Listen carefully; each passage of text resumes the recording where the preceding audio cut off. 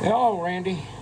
All right, here is your 636 SA sitting on my 48 flathead.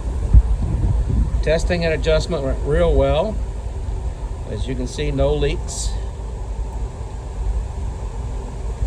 Look down inside.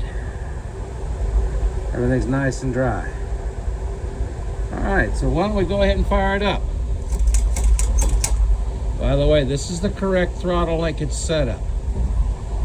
Here we go.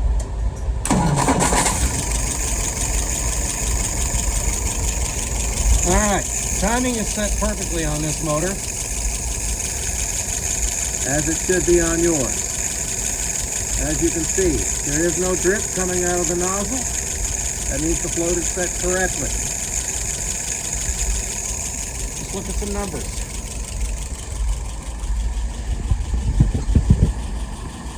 Idle is at about 670, 675. Fuel pressure is 2.75.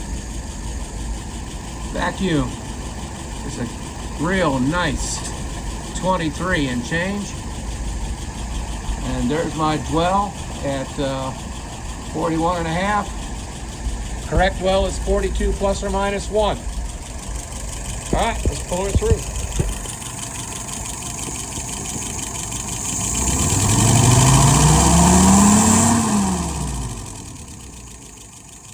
That nice smooth acceleration means the metering rod is set correctly.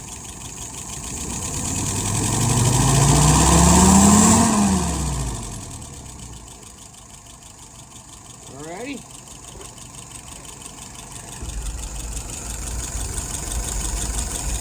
And I do stand behind my work. There you have it.